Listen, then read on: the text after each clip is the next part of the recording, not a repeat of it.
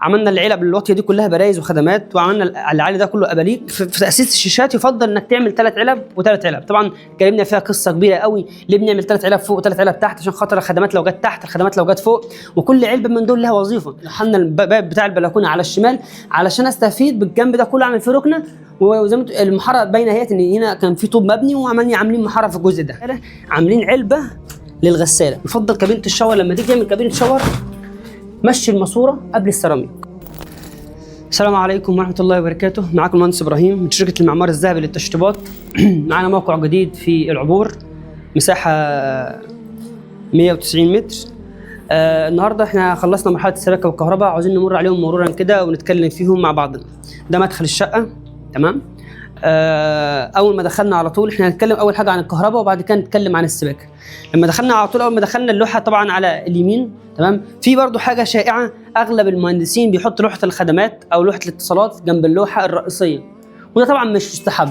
هو الافضل ان انت تحط لوحه الخدمات في افضل مكان في وسط الشقه. هي لوحه الخدمات وظيفتها ايه؟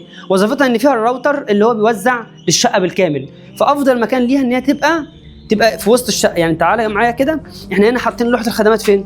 حاطين لوحه الخدمات في الطرقه وعلى مستوى عالي، يبقى الراوتر موجود في وسط الشقه بيخدم على الشقه كلها، ومستوى عالي عشان الاطفال. يعني برضو في بعض المهندسين بيحطها في منسوب واطي، يا اما بيحطوها جنب الشقه، وده طبعا مش يستحب. نتكلم بس على الريسبشن كده. ده معانا اول ما دخلنا هنا الريسبشن.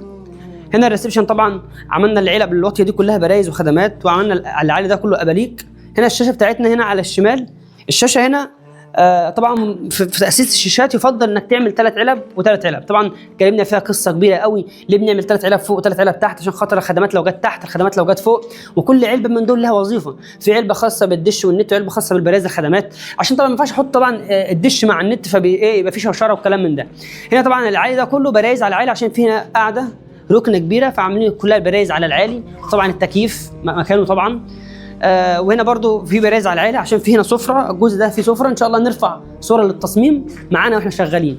يعني ان شاء الله هحاول ارفع لكم الصور للتصميم الموقع ده، بحيث انك تبقى متخيل معايا الوضع. احنا طبعا انتهينا من الجبسون بورد بالكامل، ولكن لسه طبعا جبسون بورد هنبدا نفتح فيه ونشتغل فيه مع بدايه المرحله الثانيه في الكهرباء. في برضو تعديل معماري بسيط عملناه. هنا كانت في الشقه، اول ما دخلنا الشقه كان موجود عندي هنا المدخل بتاع الشقه، في الوسط هنا المدخل بتاع البلكونه. طبعا رحلنا على الشمال عشان رحلنا الباب بتاع البلكونه على الشمال علشان استفيد بالجنب ده كله، اعمل فيه ركنه، وزي ما المحاره باينه اهيت ان هنا كان في طوب مبني عاملين محاره في الجزء ده. برضو في تعديل تاني عملناه، المطبخ برضو. المطبخ هنا الفتحه بتاعه المطبخ كانت اقصى الشمال، احنا عملنا كسرنا وجبنا الفتحه في وسط المطبخ، بحيث ان انا لما ادخل من الباب دي هتبقى معبره كلها، تمام. لما ادخل منها يبقى عندي جزئين وحدات خاصه بالمطبخ، يبقى انا استغليت الجزئين وحدات خاصه بالمطبخ. هنا غرفه، عندي غرفه اولانيه هنا غرفه البنات، وهنا عندي غرفه ثانيه غرفه الماستر. طبعا غرفه الماستر كبيره ما شاء الله. طبعا عاملين الخدمات بتاعت السرير على الجنبين، طبعا في التصميم في ليد بروفايل جنب السرير، فمطلعين له الكهرباء بتاعته الخراطيم بتاعته. وهنا برضو الشاشه بتاعت غرفه النوم، برضو ال3 علب فوق وال3 علب تحت. مهم جدا ال3 علب فوق وال3 علب تحت. برضو في غرفه الاولاد، هنا غرفه الاولاد برضو عباره عن سريرين، وهنا برضو الشاشه في الوش. الشاشه برضو هنا برضو معمول حساب 3 علب فوق و3 علب تحت، نفس السيستم 3 علب فوق و3 علب تحت. نبص بقى ببصه سريعه كده على السباكه. هنا في الوش على طول معايا هنا حوض، والسخان طبعا على المنور. هنا حوض في الوش عند الشباك، تمام. هنا برضو في فكره في الغساله، عاملين علبه للغساله. العلبه دي يعني المفتاح مش معايا بتاعها. العلبه دي بحط فيها الجلبه بسن بتاعه الغساله، بحيث ان هي اصلا في بعض الشغل بتبقى خارجه لبره، فلما تيجي تحط الغساله بتلاقي الغساله خرجت لبره سنتي 2 سنتي. فاحنا لما بنعمل العلبه دي بنحط فيها الجلبه بسن بتاعه بتاعه الغساله، بحيث ان هي ما تنطرش لبره معايا. طبعا العلب دي كلها خدمات للغساله والديب فريزر والثلاجه والكلام ده كله.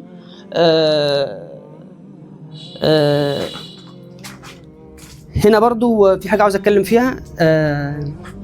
العلب كتير، يفضل ان يبقى في علب كتير في المطبخ علشان الميكروويف، الخلاط، كل حاجه يكون ليها مكانها بحيث ان انا ايه ما ادخلش الدنيا بعضها او يحصل ماس او قفله لا قدر الله.